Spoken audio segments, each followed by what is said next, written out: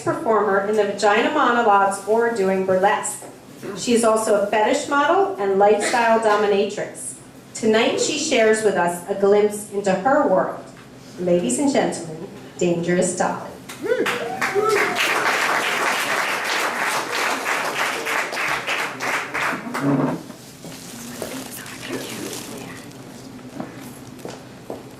Tonight I'd like to share with you a very good book, one of my favorite books.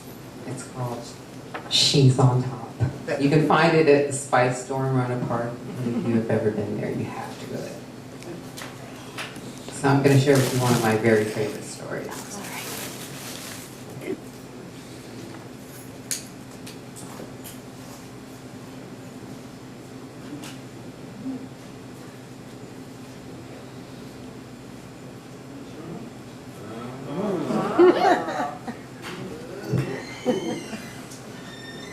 He kneels before me, rolling his eyes upward in a truly beautiful gesture of subservience. And the first hint of wetness begins between my thighs. This powerful, successful businessman lowering himself before me in the eyes of my presence. Mistress, you are stunning, he says, in a voice barely a whisper. How may I serve you tonight? Get up on the bed, I said. On your back. And hang your head off the edge. He wasted no time at all, jumping up onto the bed and assuming the position I asked for. He watched me approach him, upside down, wide-eyed, with anticipation. I could do anything I wanted to him right now, and he would ask for more. I spread my legs and stand directly over his head. I watch his penis grow within its confines of his pants to a sizable bulge. Just the thought of pleasing me has made him so hard that the fabric of his jeans strained to accommodate him. You know what I want. You know what I want you to do. He buries his head without a hesitation deeply into the face of my crotch, inhaling deeply as if my scent were his last breath. His tongue pressed playfully against me through the thin fabric of my underwear, his hot breath making me wet. He rubbed his tongue and lips along my crotch, mouthing me with incredible enthusiasm. Within minutes, my panties are soaked and I'm nearing climax. I close my eyes and settle into that building pulse of my pleasure, and then he forgets himself. Sometimes I think he does it on purpose. Whether he intentionally or just got caught up in the moment. He reaches up and grabs my hips and tries to force me further onto his mouth. And quick as a whip, I smack him right on his hard cock. Not enough to hurt, but enough to let him know it's not the thing to do. Did I say you could touch me? I say. No, mistress, he answers, quickly, with a quiver in his throat. You are so irresistible, and I got carried away. I'm sorry. I spanked his penis again. You're not sorry. Not yet. But you will be. He likes my laugh. Yet I said, you haven't begun to learn your lesson. Not yet. But there's more to come. Much more to come. If you want to continue this story, you're going to have to pick up the rest of the book.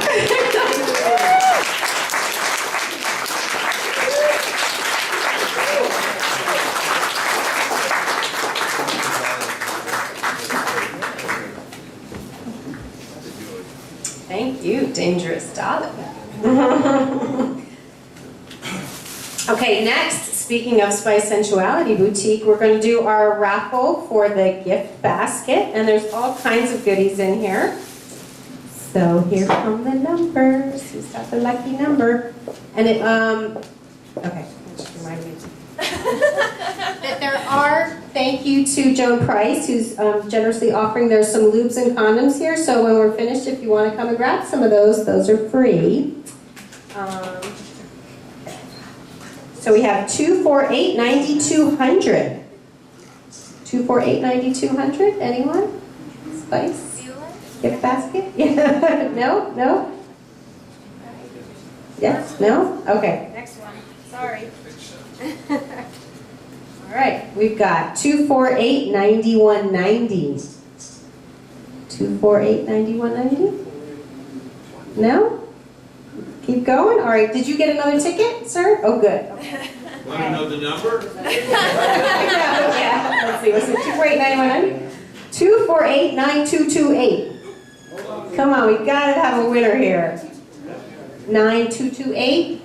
Anybody got 248-9228? No? All right. All right. Let's do this. I can't give this thing away. My God, there's all kinds of, there's even shaving gel in here. You don't even know what's in here. Okay, 248-9201. Somebody, yay, we have a winner. All right, shaving gel. There you are. Okay. So those are going to be last. That's down. All right, and well, first I just want to let you know we're getting, believe it or not, close to the end. We have two groups left, I should say, because the last one is going to be a duo. But speaking of Joan Price is next. Joan Price calls herself an advocate for ageless sexuality. She has been called other things by the media: senior sexpert, the beautiful face of senior sex, and her favorite, wrinkly sex kitten. Formerly a health and fitness writer, and before that, a high school English teacher. Ooh. She now writes books about senior sex. Her spicy memoir, Better Than I Ever Expected, Straight Talk About Sex After 60, and the award-winning self-help guide, Naked at Our Age, Talking Out Loud About Senior Sex.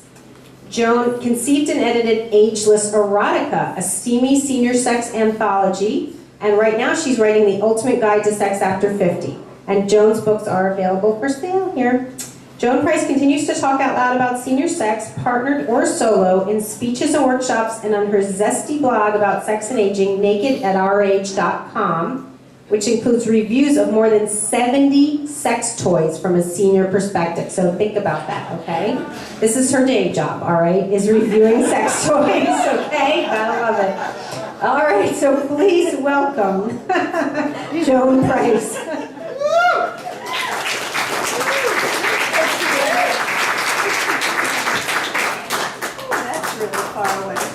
All right. So what would it look like, I asked myself, if writers over 50 wrote erotica featuring characters over 50 and not just slapping wrinkles over the same old traditional erotica, but actually acknowledging the challenges that come with aging and sexuality, but still keeping it hot and spicy. Could that be done? Well, yeah. It was done in a book that I curated and edited called Ageless Erotica. 29 writers are in here, and I'm going to read just little snippets from a few of them, and if you want more, yes, it does make the lights blink. If you want more, I do have them for sale. So the first part This is from Iravantika, who wrote To Bed.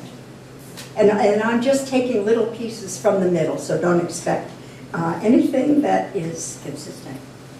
Sometimes I roll onto my back and you reach down between my legs. There's a sound you make when you first feel my wetness that sends me to a joyous place.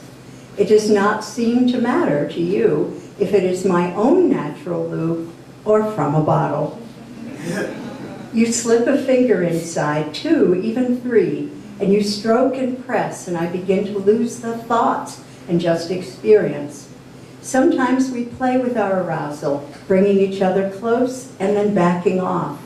A zigzag path up the mountain that can seem to go on for hours since we know each other's bodies so well. This part is from Nancy Weber's Something Borrowed, Something Blue. Her hard cock nudged me through the black skirt.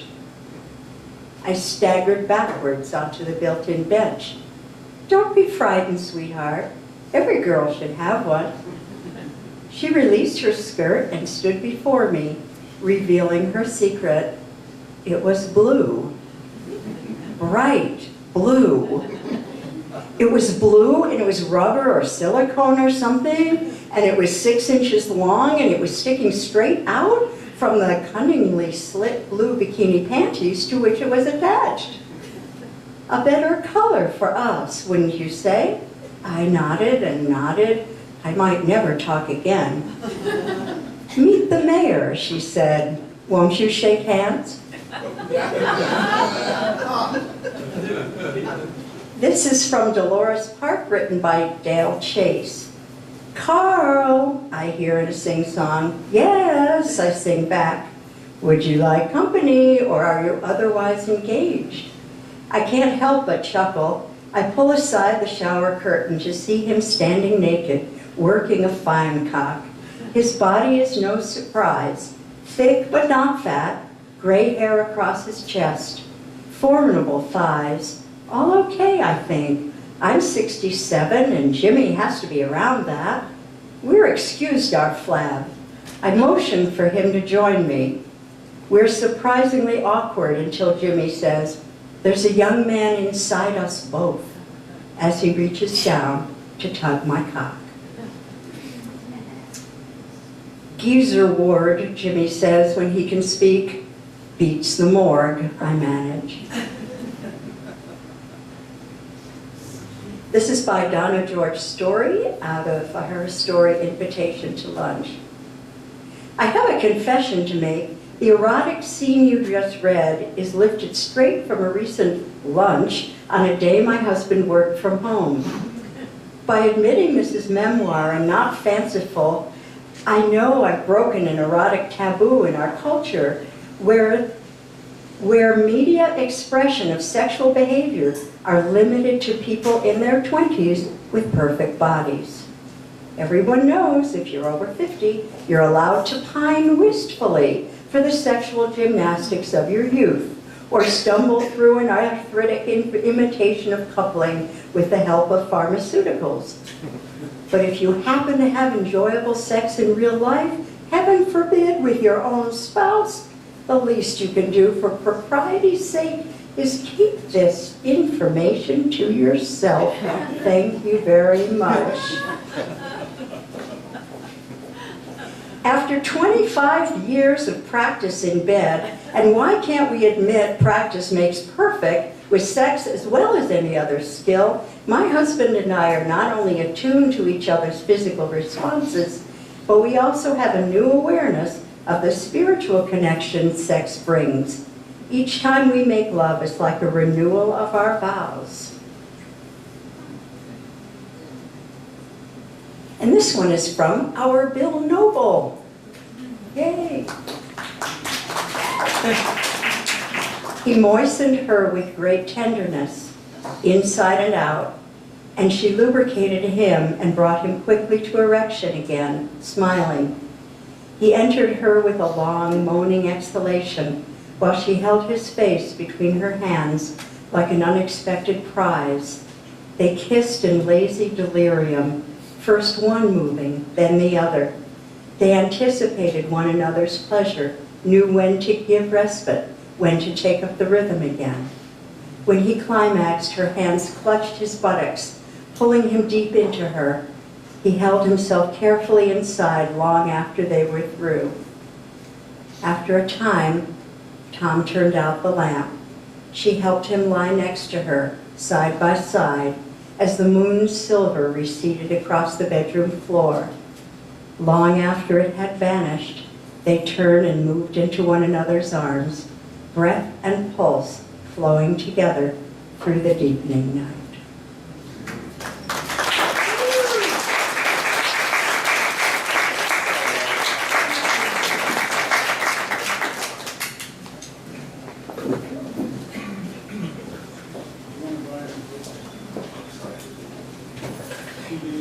We have a moment, Oh, just a moment. hi. I got a quick promotion. Oh.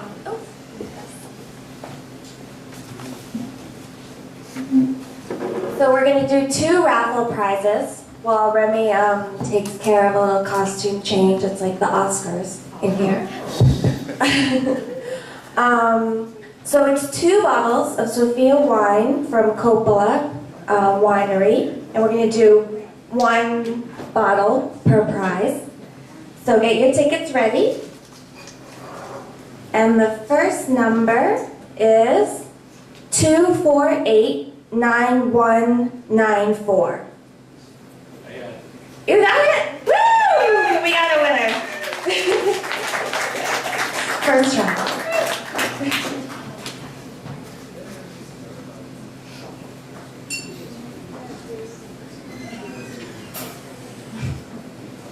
All right, come on, Barker Beauty, let's get up here.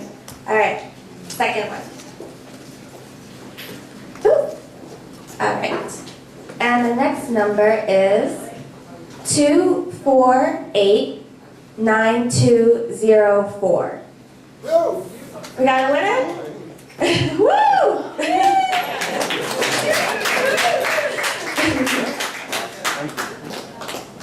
All right. So our last act of the night, I think, last act, right, is actually a duo. Ray will be accompanied by Remy. Ray brings magic and illusion to people of all ages, from the young to the young at heart. But on occasion, his magic can take a truly adult turn. Woo!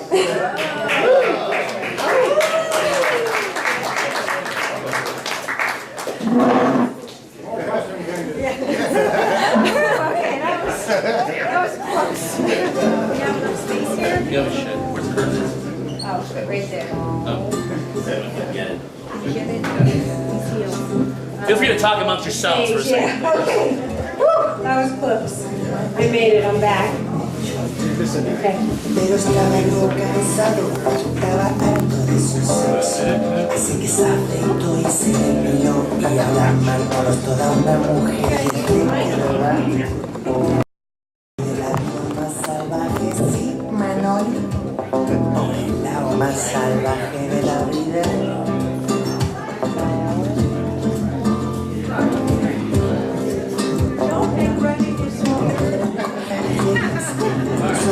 I'll be back.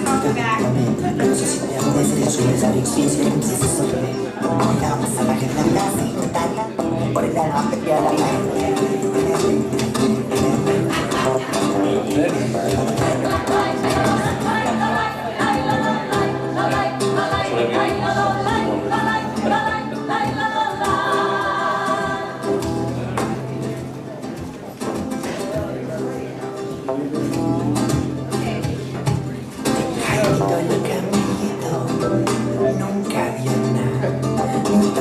Okay. Good evening, ladies and gentlemen. How are you all tonight? Oh, come on. You can do better than that. How are you all tonight? That's better. Well, first of all, thank you very much for coming. And I want to thank Remy Newman for inviting me to come out here and do a little magic. I'm going to apologize in advance, by the way, because there's going to be a couple of points where I'm going to be away from the mic while I'm reciting this poem. So I'll try to project as best I can so you can hear me. And then I'll just keep going back and forth, okay? But I do have this thing up here just in case I lose my place, but hopefully I won't need it, all right? And just a little bit of explanation. I got the idea for this from watching a show with Penn Teller. They used to do an act in which Penn would read Casey at the Bat, the famous poem, and right next to him would be Teller strung upside down from the ceiling by his ankles in a straitjacket, which he had to escape.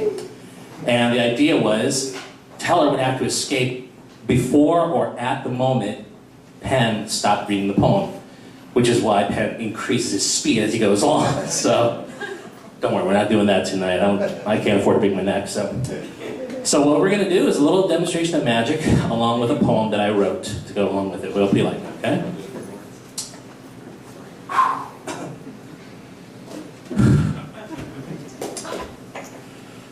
There's few things that bring a magician more joy than pieces of rope.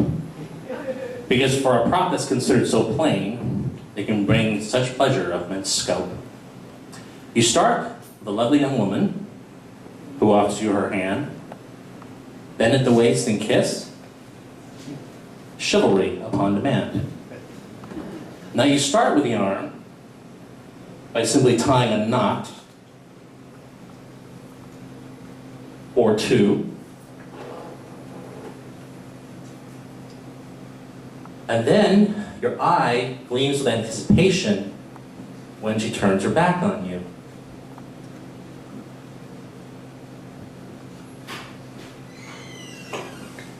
Now, it's not because it's done out of contempt, but rather to invite, to make sure that the wrists are bound, secure, and tight. Now, a second rope is employed.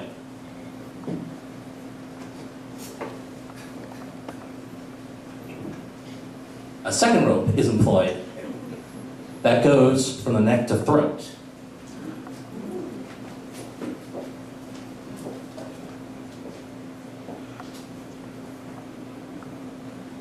And with these lovely knots that I create, our chances of escape, very remote. We're now going to go across the bosom and around the lovely arms. And this next coming step has to be done very carefully in order to avoid physical harm. Because now a knot is tied in front, very tight.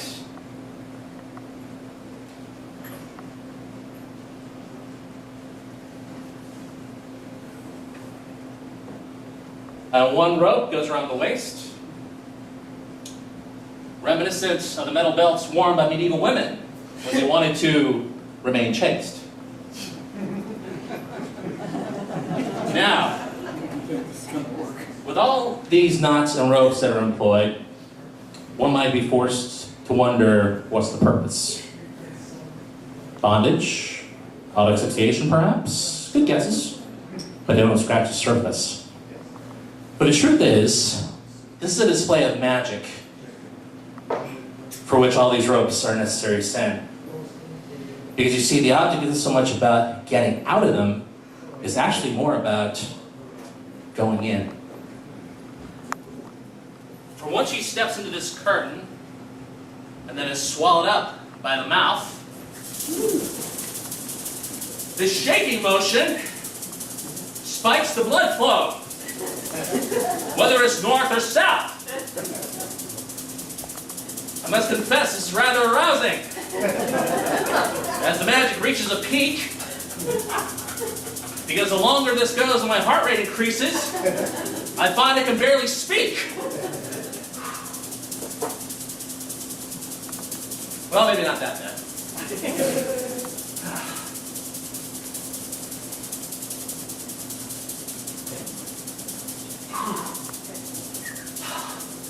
But no matter how deep or longer things go, and even if you don't want it to cease, there eventually comes a climax, where all that's left is the release.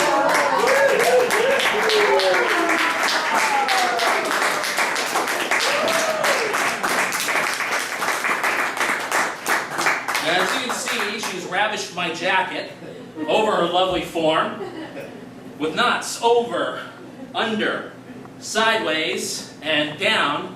You can hardly call that the norm.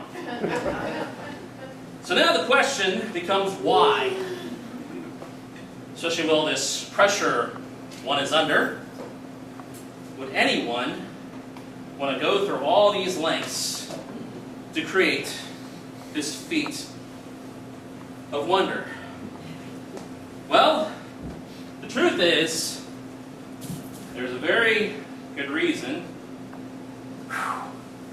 why this trick is a favorite one. I mean, although the assistant all tied up, hey, that's just half the fun. But, just like with anything in life, where even something fun must come to an end, well, ladies and gentlemen, the great thing about this particular trick is you can do it again and again and again. Thank you.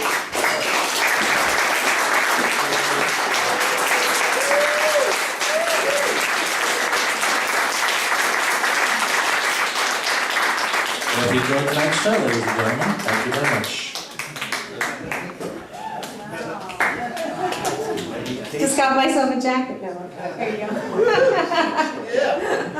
All right, well, that brings us to the end, but please